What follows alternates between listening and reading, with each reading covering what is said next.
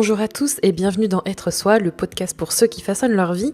Je suis Julie, je vous retrouve aujourd'hui dans un nouvel épisode où on va parler de réussite. C'est quoi la réussite? C'est quoi réussir dans la vie? J'avoue que quand j'ai commencé à écrire cet épisode, je me suis retrouvée face à pas mal de trucs un peu incongrus. Je vais vous expliquer pourquoi.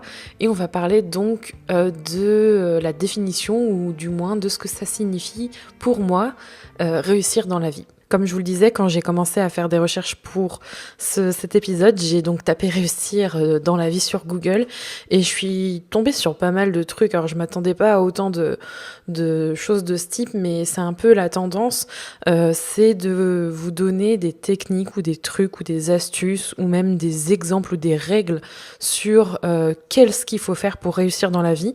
J'avoue, ça m'a pas forcément plu. Si je vous en parle, c'est peut-être aussi pour ça. Et il y avait aussi même des exemples de personnes qui avaient réussi dans la vie.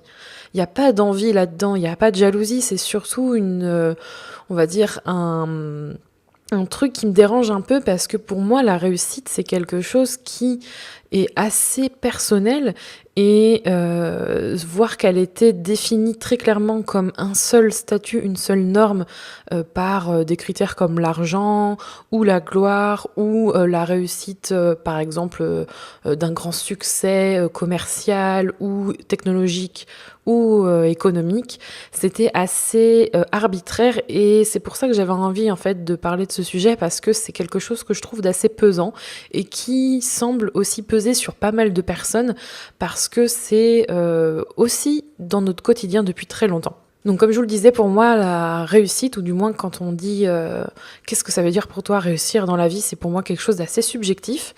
Selon moi, il y a vraiment une définition différente par personne. On peut pas dire, enfin pour moi, c'est impossible de dire voilà, réussir dans la vie, c'est 3 petits points, mettez ce que vous voulez derrière. Non, c'est pas la vérité pour tout le monde. C'est même impossible pour moi de donner une définition précise parce qu'on y met un peu tout et n'importe quoi derrière. Pour moi, on n'a pas tous les mêmes critères et le même jugement pour pouvoir définir très clairement une seule et même définition. Et on se souhaite tous, je pense, quand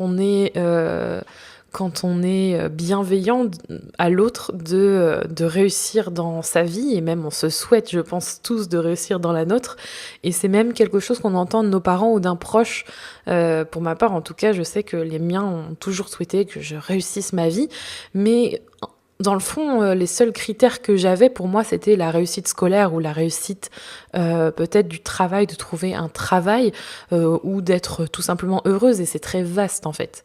On a tendance justement à prendre un peu nos critères pour définir cette réussite. Et c'est difficile de se positionner par rapport à ça. Et justement, j'en parlerai juste après, c'est quelque chose qui m'était un peu mal à l'aise. Et surtout, on a tendance à se comparer. Et si justement la définition de réussite, de réussir dans la vie, elle dépend de chacun d'entre nous, on a chacun une définition différente, il n'y a pas un seul modèle, comme je le disais, il n'y a pas un seul chemin identique. Pourquoi ça nous pèse autant en fait de savoir si on réussit dans la vie, pourquoi on nous souhaite de réussir dans cette vie, pourquoi on se sent en fait comme un poids en fait sur nous? Je pense que justement, c'est notamment lié à notre passé ou même nos expériences précédentes ou même actuelles, où justement, quand on entend de la part d'un parent, voilà, je te souhaite de réussir, etc., on pense souvent à des idées assez normées, des choses très classiques qui sont trouver un super travail. Alors c'est quoi un super travail? C'est trouver le travail qui correspond par rapport au diplôme, aux ambitions que vous avez, de fonder une famille, d'avoir une grande maison. Alors là je dis voilà plein de trucs super bateaux. Mais justement il y a cette sensation en fait qu'on a une projection des ambitions de chacun sur nous. Je pense aux parents parce que c'est l'exemple que j'ai, mais ça peut être d'autres personnes.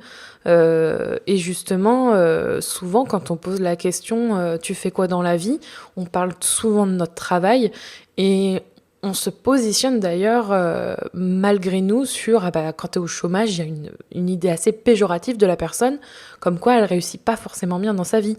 Alors c'est pas mon avis du tout, mais c'est une avis de la société, c'est on va dire une grande idée de la société que je trouve assez classique et malheureusement un peu trop commune. Et justement, je trouve que c'est totalement faussé. Pour moi, en tout cas, ayant eu un CDI, eu le parcours, voilà, que ma famille espérait pour moi, voilà, tout ce chemin un peu tout tracé, j'ai pas non plus la sensation de réussir plus qu'un ou qu'une autre. Et aujourd'hui, je sais que je fais ce que je veux pour moi et je le fais pour personne d'autre. Et les attentes qu'on peut avoir, en fait, auprès de nous, on se les approprie tellement qu'en fait, on oublie notre propre chemin et ce qu'on veut vraiment pour définir cette fameuse réussite personnelle. Et c'est souvent cette fierté ou cette gloire qu'on vit à travers l'autre qui nous apporte un certain réconfort. Alors là, je parle des personnes qui, je prends les parents, hein, ça va être l'exemple de cet épisode, mais les parents qui projettent sur nous cette fierté, par exemple, de voir son enfant faire des études alors que lui n'en a jamais fait, c'est un réconfort pour lui parce qu'il se dit que lui, il réussira mieux dans la vie que lui. Le père ou la mère pense que la personne, son enfant va réussir mieux dans la vie parce qu'il fait des études, mais au final, justement, cette notion de réussite, cette notion de bonheur ou d'être heureux, elle dépend que de nous, en fait, que des individus. Donc, même si c'est très bienveillant et que on a envie de faire le bonheur de ses enfants, définir la réussite à travers ça, parce que nous-mêmes, on ne l'a pas vécu, c'est mettre un poids, je trouve. Et honnêtement, pour l'avoir vécu, et je pense ne pas être la seule, on est tous à avoir vécu des exemples comme ça, différents, c'est pesant, et je trouve que c'est là où il y a un risque, en fait, de se dévaloriser les uns les autres. Oh, j'arrête pas de bailler. Tout simplement parce que, justement, on place une échelle de valeur. Forcément, quand on parle de réussite, il y a aussi des échecs. Et peu importe les familles, les personnes, les individus, il y a une échelle de valeur, en fait, qui s'installe. Et moi, je trouve ça terrible. Moi, j'ai pas l'impression de mieux réussir ou de vouloir écraser les autres avec ma soi-disant réussite. Par exemple, les personnes qui ont des CDI dans une grande entreprise, un super poste, pour moi, c'est pas des gens qui réussissent mieux dans la vie par rapport à quelqu'un qui est, je sais pas moi, vendeuse dans un magasin. C'est pas forcément quelqu'un qui réussit moins. Il y a vraiment cette notion aussi de travail qui s'inclut là-dedans. Et je suis tellement pas d'accord avec ça. Et en même temps, ça peut être quelque chose qui est super valorisant. Moi, j'ai ouvert mon entreprise et pour moi, je considère ça comme une réussite parce que c'est un projet que je voulais mener à bien et je suis très fière de ça. Moi, je suis fière de ça. Et j'attends de personne d'être fière de ça à ma place. Et pour moi, c'est un succès, c'est une réussite. Ça peut être aussi réussir n'importe quoi. Mais voilà, c'est vraiment vous qui placez le curseur, en fait. Il faut vraiment, je pense, faire tout passer par soi au maximum et se détacher au maximum des attentes qu'on peut avoir de vous vis-à-vis de cette notion de réussite. Et je parle souvent de s'écouter et je pense que, comme vous et moi, hein, s'écouter, c'est vraiment le chemin de toute une vie. C'est vraiment quelque chose que l'on fait au fur et à mesure. Et on évolue et je pense qu'on grandit tous. Donc c'est vrai que pour, on va dire, nourrir ce bonheur, cette fameuse réussite, c'est important de ne pas trop se prendre la tête avec ça parce que ça a le temps de changer 36 fois de comment dire, de façon différente. Ça peut être très bien une réussite sociale comme une réussite professionnelle. Il y a tellement de façons différentes et je pense que plus on avance dans le temps, plus on a le temps de tester, plus on sait ce qu'on veut et ce qu'on veut pas.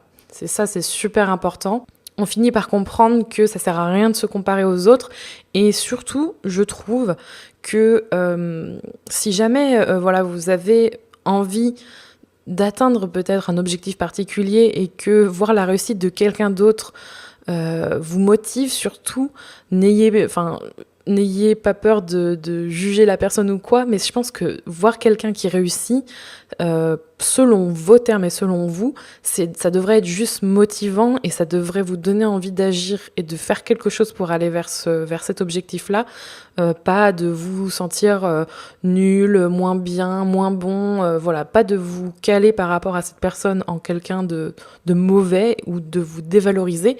Je pense que c'est vraiment un moteur en fait. Ça permet de vous motiver et du coup, faut pas hésiter et surtout de prendre cette notion de réussite avec des pincettes et de l'écrire vous-même, pour vous surtout, et de ne pas prendre celle des autres. Je suis curieuse de savoir quelle est votre définition personnelle de la réussite. C'est quoi pour vous réussir dans la vie ?